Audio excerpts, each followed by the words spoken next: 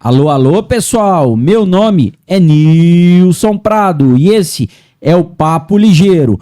Hoje eu tenho a honra de receber ele aqui nos nossos estúdios, que é formado em veterinária, é formado também em educação física, é um dos fundadores e está como presidente do grupo Amigos contra a Fome, é cristão e um dos mais capacitados palestrantes que eu conheço. É ele, o meu amigo Henrique Marques. Henrique, boa tarde e obrigado por estar aqui conosco no Papo Ligeiro.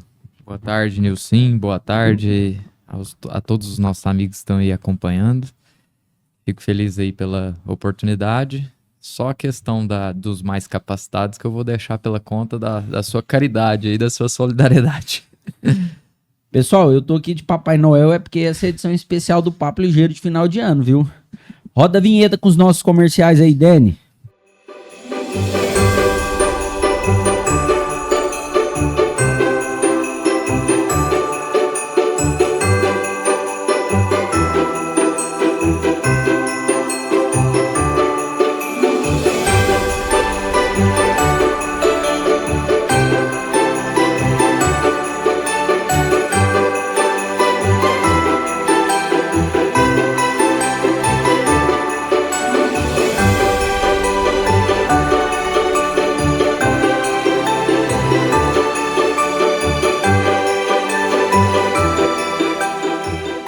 Henrique, estamos quase no Natal, que é uma data cristã, e uma das datas mais importantes do nosso calendário. Como que começou a sua ligação com Cristo? Eu nasci numa família espírita, pelos dois lados, tanto pelo lado da minha família materna quanto pelo lado da minha família paterna. Frequentei... Eu nasci em Rio Verde, mas nós mudamos para Santa Helena, frequentei evangelização infantil em Santa Helena, viemos para Rio Verde, fiz evangelização aqui, participei da Mocidade, que são encontros de crianças e jovens dentro do centro.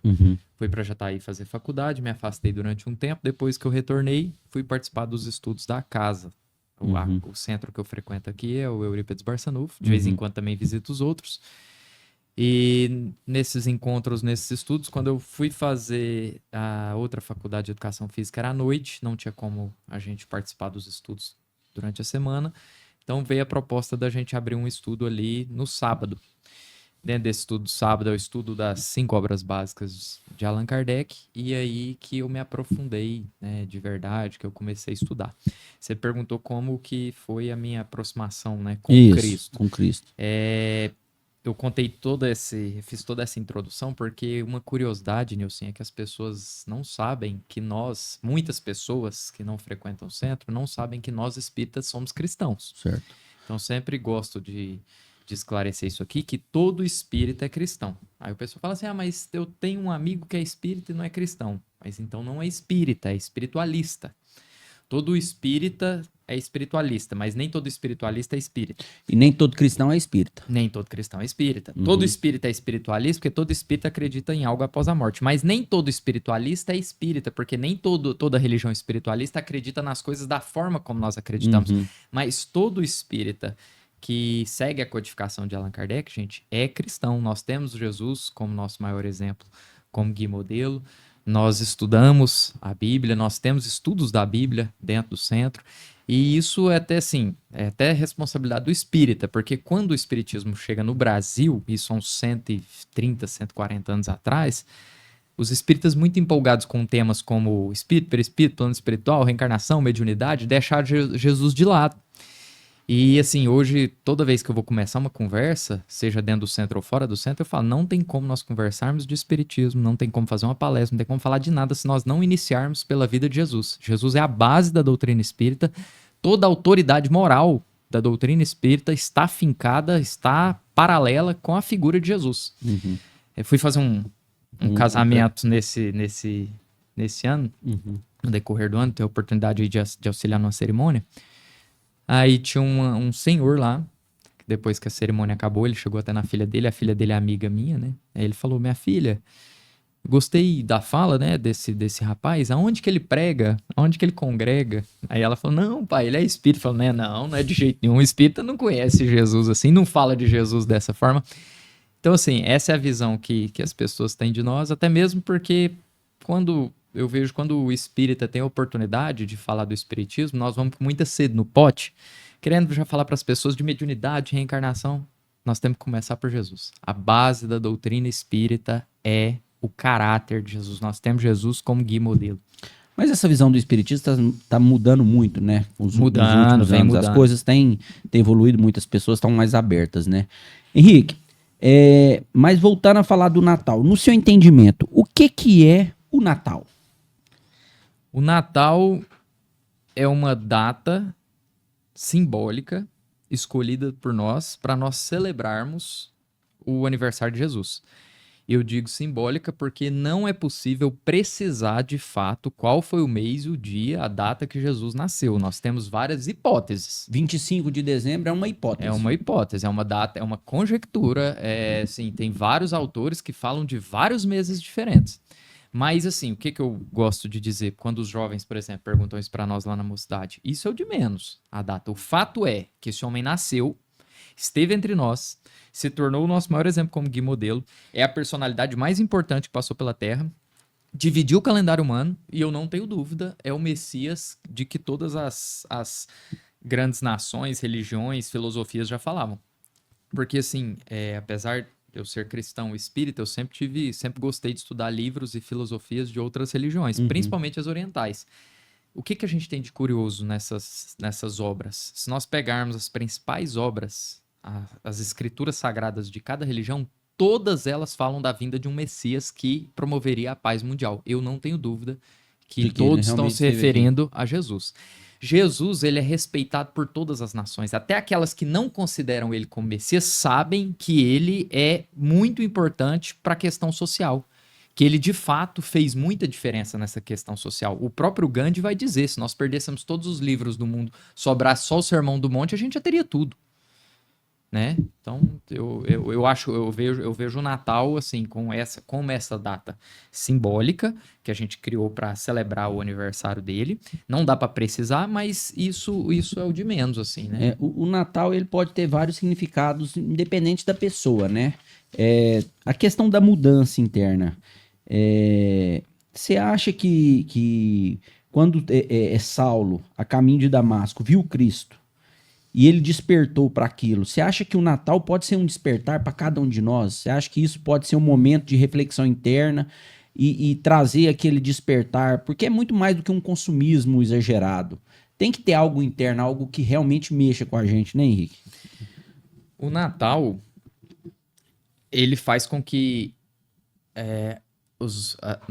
nós tenhamos mais abertura para pensarmos em caridade, em solidariedade, não porque a atmosfera do mês de dezembro é diferente, não. Mas é porque, como nós comemoramos o aniversário de Jesus dentro dessa data simbólica que eu falei, e quando se fala de Jesus, você lembra das principais leis morais, amor, caridade, fé, fraternidade, e a gente fica repetindo e falando nisso, é naturalmente que as pessoas nesse mês estão mais dispostas a se abrir a esses sentimentos, e aí por isso que nós temos tantas instituições que se iniciam logo no mês de dezembro, como é o próprio exemplo do Amigos Contra a Fome, que foi criado devido a um projeto de Natal.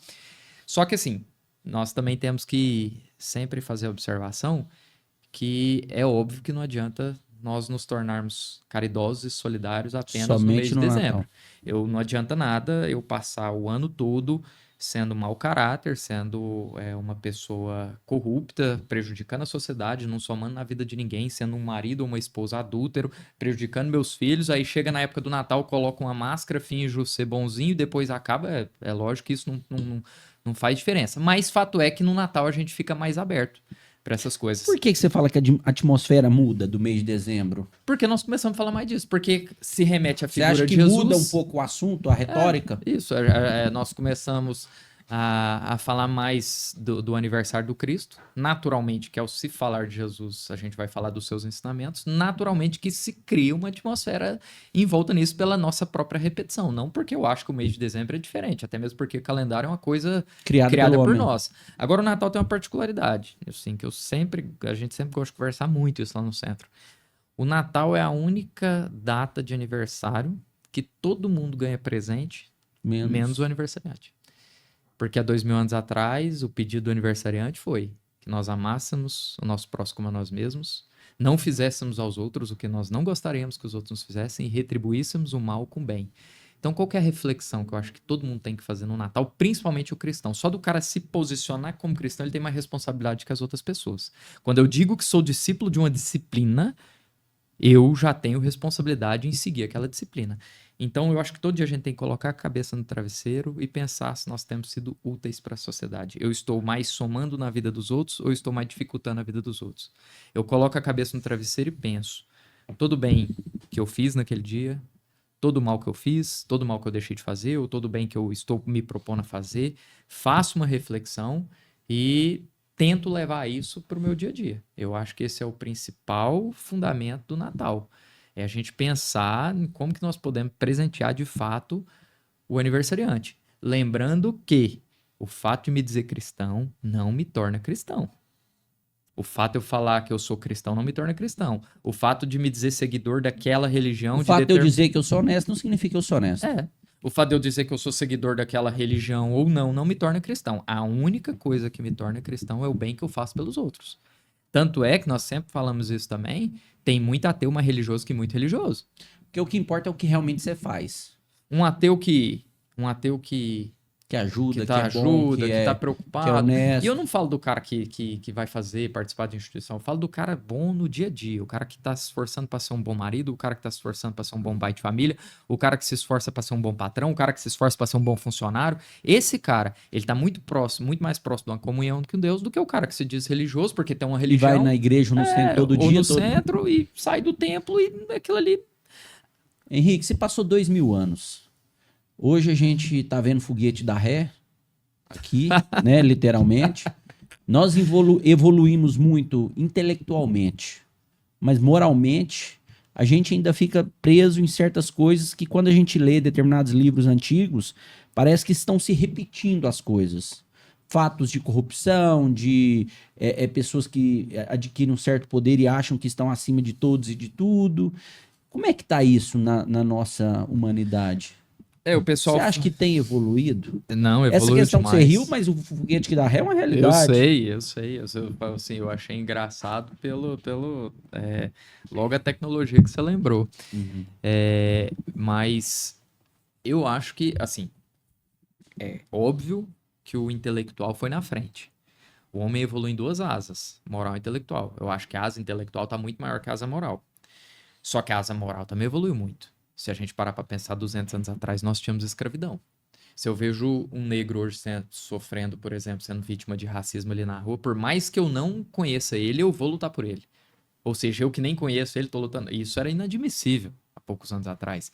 Há 100 anos atrás, homens eram coronéis dentro de casa, batiam nas suas mulheres, todo mundo achava isso normal. Hoje é inaceitável. Você sabe que eu entrevistei a doutora Jaqueline aqui, e ela foi uma defensora ferrenha da mulher.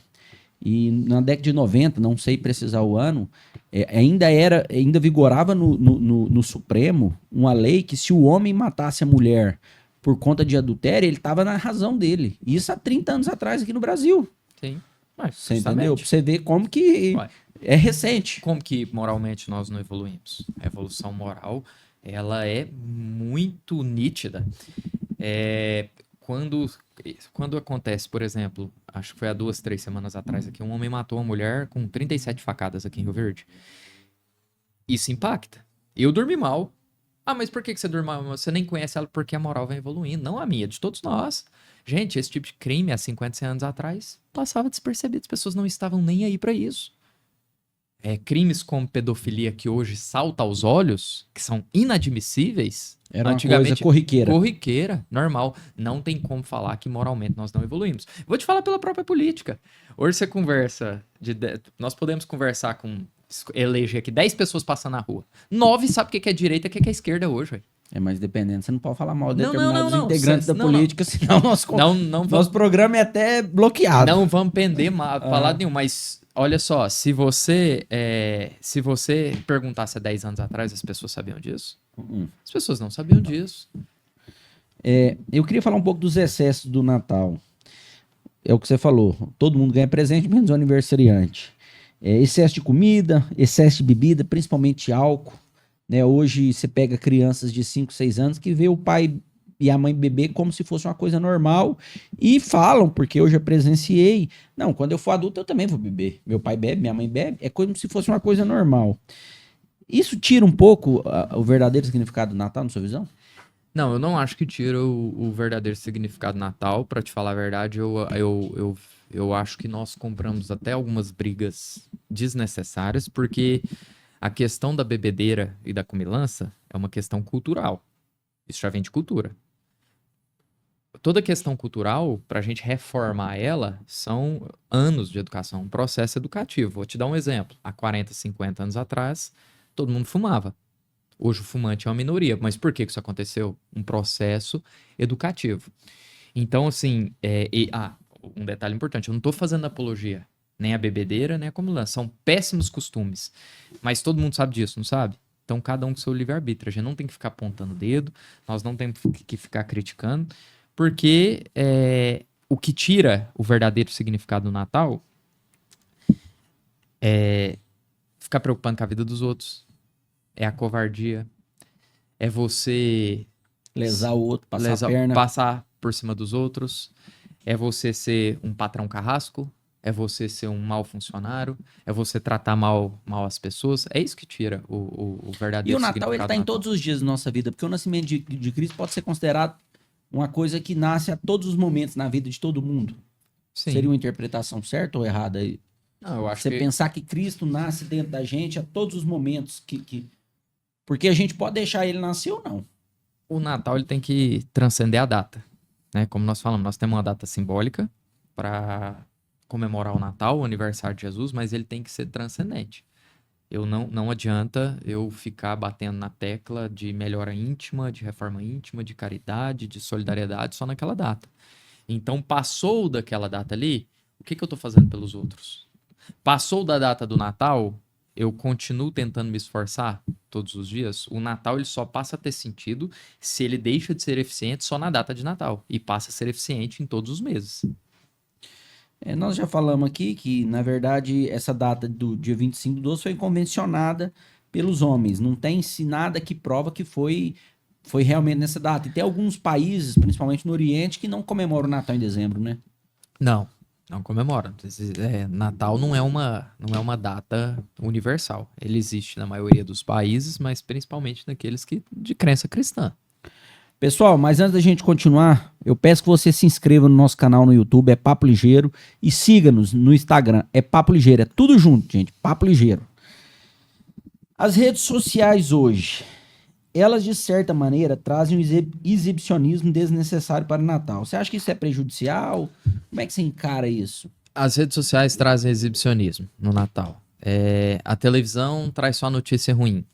Será que o problema está nas redes sociais? Ou está em quem dá o Ibope? Como que eles vão mudar o conteúdo do que é mostrado se nós assistimos?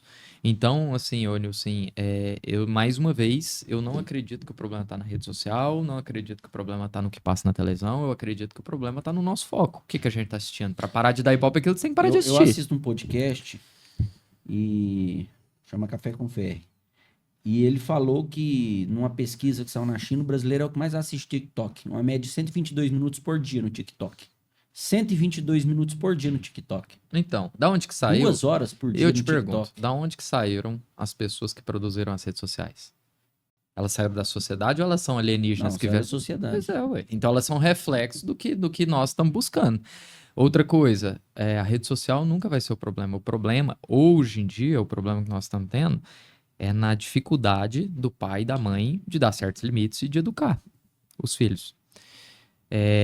Todas as vezes que nós temos uma sociedade que ignora alguns princípios éticos morais, nós temos uma derrocada moral. Todas as vezes que nós temos homens e mulheres que pensam mais em si mesmos do que nos outros e não sabem passar esses princípios para os seus filhos, nós vamos ter uma inversão de valores. Por isso que a maioria dos filósofos e religiosos pode ler isso em qualquer livro de religião e filosofia sério. A maioria desses filósofos e religiosos vão falar que a única coisa que conserta a sociedade, que vai mudar um problema como esse que a gente está falando das redes sociais, é a educação, mas não a educação intelectual, não a educação de desenvolver o QI, não a educação de desenvolver apenas as matérias, matemática, biologia, química e física. Não a educação desenvolver apenas as matérias, as ciências aplicadas. Medicina, engenharia, fisioterapia, claro que todas essas são importantes, nos tiraram das cavernas. Mas, sobretudo, a educação moral. A arte de se construir um bom caráter nas crianças. De se ensinar as virtudes, amor, caridade, fé, fraternidade, humildade, perdão. As palavras convencem, os exemplos arrastam, Henrique? O exemplo mais ainda, né? Mais que o ensinamento. Mas a habilidade de se desfazer por meio do dia a dia do exemplo dos vícios. Do egoísmo, do orgulho, da vaidade, da hipocrisia, do ciúme, da inveja. Criando sentimentos altruístas nas crianças. Ensinando as crianças, pelo exemplo, participar desde cedo de movimentos filantrópicos. Para quê? Você tem uma criança de bem, um adolescente de bem, um adulto de bem. Vê se uma criança que foi educada com esses princípios se interessa por essas questões de redes sociais. Então, assim, às vezes as pessoas acham que nós somos muito rígidos, né? No centro, nos cursos, nós falamos, olha, você quer estragar uma criança, seu filho? Satisfaça todos os caprichos, vontade, deixa a criança fazer o que ela quer fazer. Ah, Henrique, você fala isso porque você não é pai. Fala, beleza, pode ser que quando eu for pai eu vou errar em tudo isso, mas o caminho deixou de ser o caminho. Você tem que dar uma injeção no filho, vai doer, mas como é que você faz? Vai deixar da injeção porque... Eu só tô te falando tudo isso pra gente entender, porque assim, a gente fica terceirizando a culpa. Isso é um costume nosso mesmo. E a gente tem que assumir a responsabilidade pra gente mesmo, né?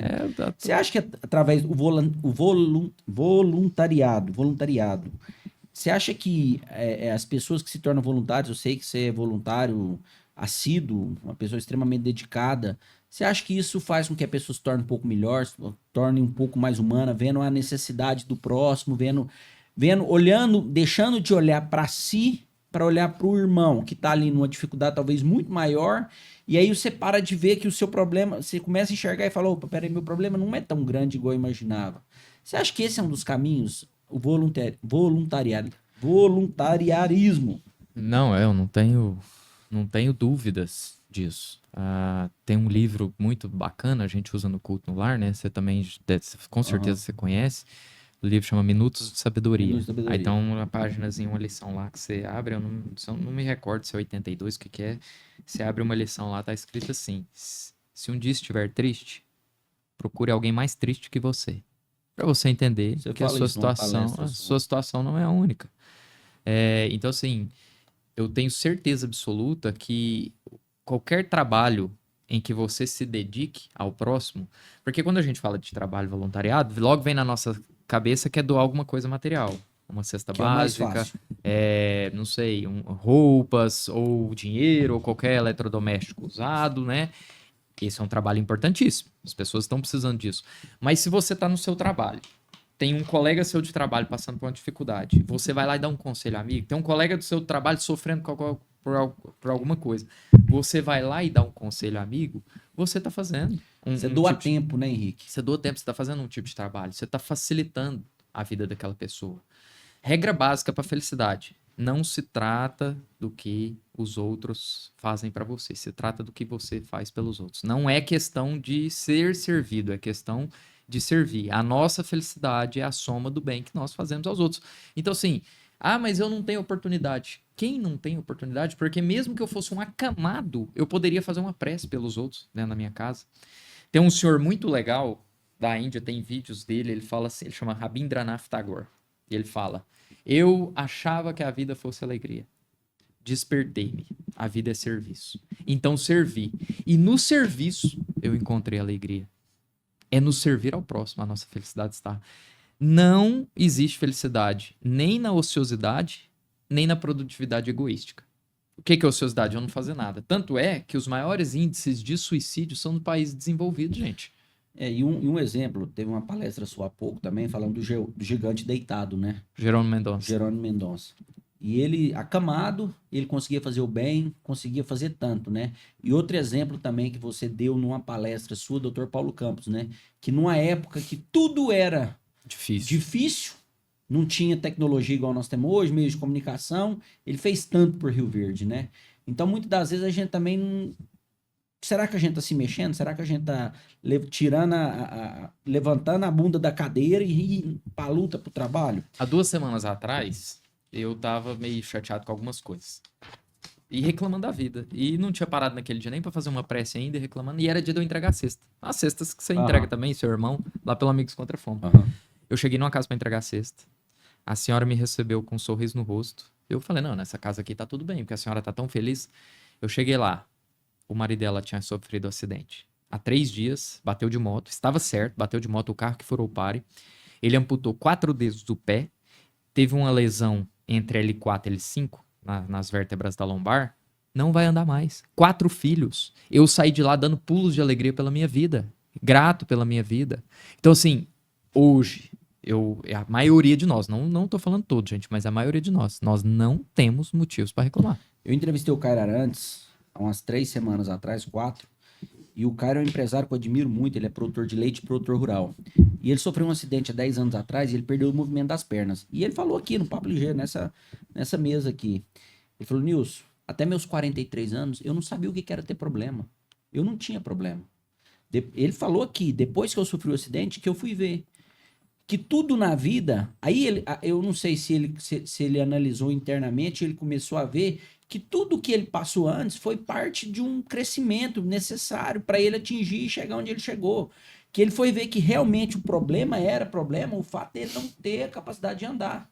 Isso é um problema. Mas isso é um problema. E ele está lidando com isso de uma forma saudável, enfrentando de uma forma positiva. Então isso me deu uma lição de vida. Mas eu queria pegar um gancho numa fala em uma palestra sua. Abre aspas, sua fala. Por incrível que pareça, a gente às vezes acha que a felicidade está em uma vida sem problemas. Não está. A felicidade está em resolver problemas. Até quando? Uma pergunta. Até sempre. Até sempre. Fala copiado da forma como você falou. E é isso aí, Henrique?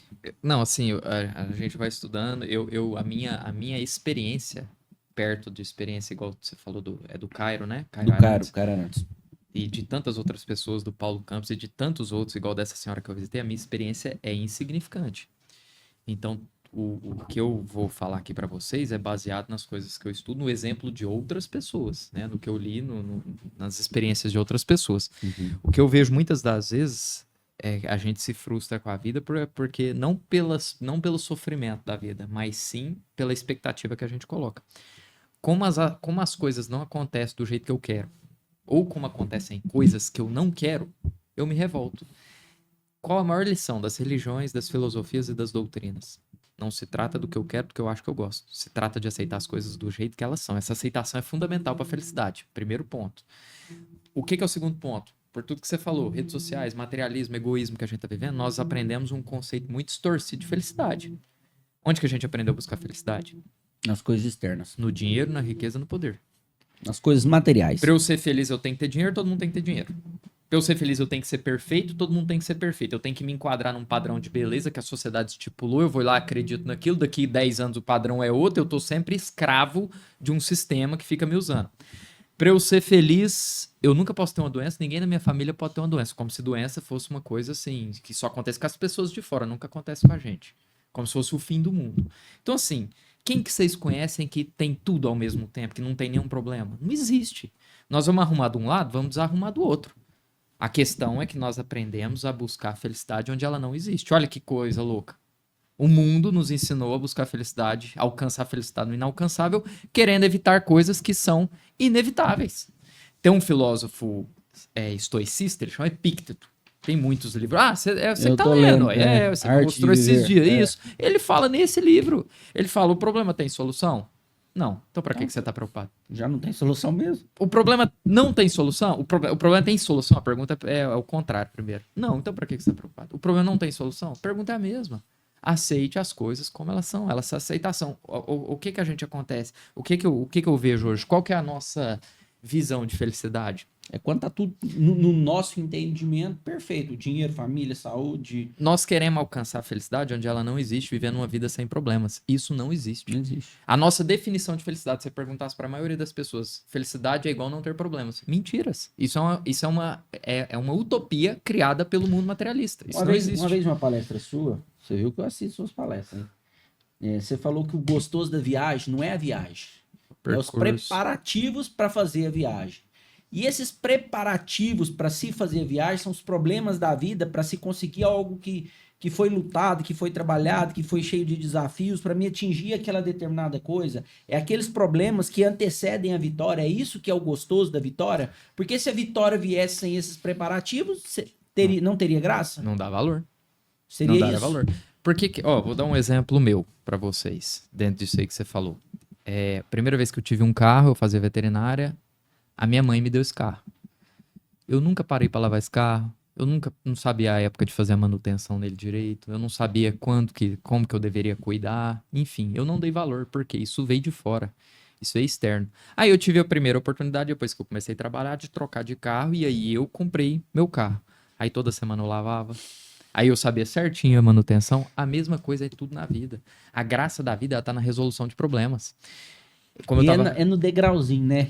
É dia após dia. Eu fico contando 3 seguidores, 5 seguidores, 10 seguidores a mais. É uma luta diária. O que eu falei pra você, tava te falando, quais são os países que a gente tem os maiores índices de suicídio? País com mais renda per capita. Por quê? Por que esse povo suicida tanto no Japão, na Suíça? Eles têm tudo. Eles têm saúde, eles têm saneamento básico. A corrupção é baixa. A corrupção é baixa, eles não passam esse tipo de problema justamente porque eles não têm problema.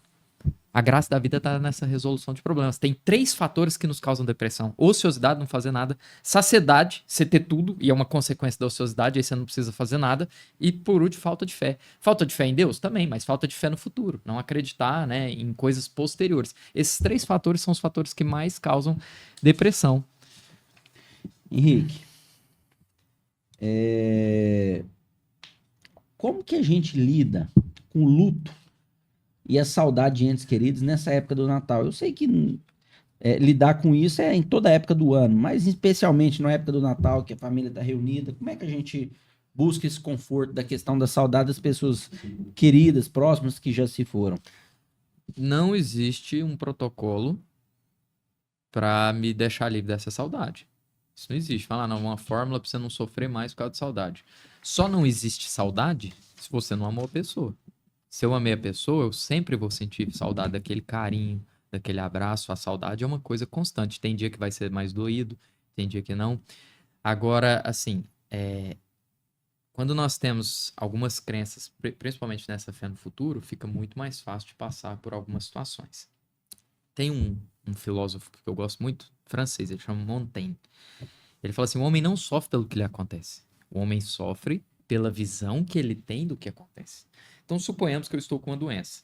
Se eu ver a doença como algo que limitou a minha vida, se eu ver a doença como o fim do túnel, se eu ver a doença como uma barreira que eu não posso transpor, se eu ver a doença como uma coisa muito grave... Aquilo é o fim da sua vida. Como que eu vou passar? Como que eu vou me comportar? Como que vai estar minha mente? Mal, eu não vou conseguir nem sair da cama. Agora, se eu ver a doença como só mais um obstáculo, como tantos outros que eu já tive, se eu ver aquela doença como um aprendizado, se eu ver aquela doença como algo que me mostra o verdadeiro valor da vida, como que eu vou sair? Eu vou sair dela mais forte. Ou seja, não é o problema que me faz sofrer, sim a forma que eu estou enxergando. Se eu estou passando por um problema financeiro e vejo aquilo como o fim de tudo, naturalmente que a minha empresa vai fechar. Agora, se eu estou passando por um problema financeiro, enxergo aquilo como oportunidade, vejo aquilo como um gargalo que eu não enxergava, e agora eu vou poder sair daquilo mais forte, minha empresa vai se fortalecer, futuramente eu não vou passar por aquele problema novamente, o que acontece? Eu melhoro. A morte é a mesma coisa. Se eu ver a morte de um ente querido, de alguém que eu amo, como o fim de tudo, não tiver esperança nenhuma de reencontrar aquela pessoa, que lenitivo que eu vou ter? Qual que é o consolo que eu vou ter? Com a minha crença, eu aprendi que a morte não existe, que a vida de verdade é em outro plano, somos criaturas espirituais vivendo uma experiência transitória na carne. Isso aqui é uma veste material que eu utilizo e jogo fora. Nós não somos esses corpos, estamos nesses corpos. Quer dizer que acreditando nisso eu não vou sentir saudade, não vou sofrer? Não. Como eu comentei com você, eu perdi um tio ontem. Tá doendo pra caramba. Eu estava no velório agora. Pois é. Tá doendo muito, mas eu tenho a certeza absoluta, eu não te falo isso, eu falo isso sem pestanejar, eu tenho a certeza absoluta que eu vou reencontrar ele. É só um distanciamento, ele só perdeu um corpo, está em outro plano. Essa fé no futuro, ela me fortalece. Ela me fortalece. E temos muitos exemplos aí, né? Você é uma pessoa que estuda bastante, né? Como é que é a sua rotina de estudo? Porque talvez as pessoas acham assim, o Henrique é muito bom para dar palestra, não sei o quê, deve estudar meia hora por dia. Como é que é essa rotina sua diária de estudo? Você dedica bastante, né, Henrique? Assim, hoje em dia eu trabalho das 6 horas da manhã até 9 horas da noite. Eu tenho um intervalo, que é a hora do almoço, eu paro, atendo das 6 ao meio-dia, e depois eu volto a atender à tarde, às 3 horas da tarde. Nesse intervalo do almoço, entre meio-dia e 3 horas, eu tiro ali 2 horas para leitura, para estudo, almoço, depois eu volto a atender. Mas eu costumo brincar, Nilson, que assim, eu não sou palestrante, eu tenho disciplina, eu gosto de pegar um assunto, estudo muito aquele assunto, e como eu estudei muito aquele assunto, naturalmente, que pelo meu esforço eu consiga falar daquilo. Agora, palestrante, alguns amigos aí que nós temos, que eu não vou citar o nome, mas que você fala pro indivíduo, amanhã você faz uma palestra sobre isso, o cara vai lá e faz. Eu não tô nesse grupo aí, não. O meu é de esforço mesmo. Qual que é a pessoa mais inteligente que você teve a oportunidade de conhecer, Henrique? Que eu tive a oportunidade de Essa eu te peguei de conhecer? surpresa? Eu acho que eu tive pessoalmente de Pessoalmente, conhecer... pessoalmente, não espiritualmente. Não, pessoalmente eu acho que Paulo Campos. Paulo Campos. É. Queria uma dica de um livro, se você puder dar para espectadores aí. Não precisa ser espírita? Não, qualquer livro. Se for espírita, eu indicaria o Paulo e Estevão. É a história de Paulo de Tarso com Estevão. É como se fosse um making-off do livro que a gente tem na Bíblia, do Atos dos Apóstolos. É Emmanuel detalhando. Um livro dessa grossura, ele é maravilhoso. Agora, sem ser espírita, eu indicaria Em Busca de um Sentido, do Viktor Frankl. Acho que eu te passei esse livro. E o livro do Dale Carnegie, que é... pessoal, fazer amigo, influenciar pessoas. Como evitar preocupações e começar a viver. Esse que você falou é ótimo também, mas esse Como Evitar Preocupações e Começar a Viver, eu tô lendo ele pela 4ª vez, esse livro é um absurdo. Então, para fechar, qual o recado que você deixa, pessoal que nos assistindo aqui, qual a expectativa sua que você tem agora para o ano de 2025? Sabendo que calendário é uma coisa criada pelo homem, mas querendo ou não, traz um gás, traz um sentimento de renovação, de renascimento para todos nós, quando o ano gira e a coisa começa de novo. Qual a mensagem que você pode deixar aí para o pessoal para 2025? Qual que é a sua expectativa para 2025? A minha expectativa é que não só eu, como todos nós, possamos todos os dias, independente de crença, independente se você acredita em Deus ou não, independente de religião, uma coisa que eu falo é isso, né? Ter uma religião é uma escolha, ter uma filosofia é escolha. Agora, estar imerso nas leis não é escolha. Independente da sua religião, independente se você tem religião ou não, todo mundo está imerso nas mesmas leis. Então, que a gente só possa fazer uma... Gravidade é para todos. A gravidade é para todo mundo. Acreditando ou não? Acreditando ou não. Não é o fato de eu pegar esse relógio, eu não acredito em gravidade, soltar, ele vai cair do meu jeito, né? Então, assim, as outras leis universais, da mesma forma. A gente fazer essa reflexão todo dia, do bem que nós estamos fazendo pelos outros, como nós estamos sendo úteis à sociedade, se em algum momento eu estou... uma regra básica para empatia o meu direito acaba onde o do outro começa. Ah, Henrique, mas qual que é o limite? Até onde eu posso ir? Meu amigo, desde que você não esteja prejudicando ninguém, você pode tudo. Pode tudo. Ah, posso tudo? Pode. Você não está prejudicando nenhuma criatura? Pode tudo. Pode tudo. Mas assim... Uma frase muito legal. Quando Jesus nasce, um anjo fala: glória a Deus nas alturas, paz na terra e boa vontade para com os homens. Eu acho que isso aí resume tudo. Henrique, sabe que eu tenho uma admiração muito grande por você, por toda a sua trajetória. Você é um cara novo e já com responsabilidade, uma respeitabilidade muito grande aqui na nossa cidade, não somente em Rio Verde, eu acho toda a região, né? Uma pessoa que faz a diferença na vida de muita gente. Então eu te agradeço aí por estar aqui conosco no Papo Ligeiro. E como já é a 2ª vez, eu não posso te dar uma faca, porque você já tem uma faca, né? Então tá aqui um presente aqui do Papo Ligeiro para você. Muito obrigado, meu jovem. Tá? Que Jesus continue te abençoando e te iluminando aí. Fico muito feliz pela sua participação aqui com a gente para falar um pouco do Natal. Eu que agradeço a vocês. Pessoal, não se esqueçam. Inscreva-se no YouTube, siga-nos no Instagram. É Papo Ligeiro, tudo junto. Com a graça de Deus, encerramos mais um capítulo da nossa história. Ho, ho, fui!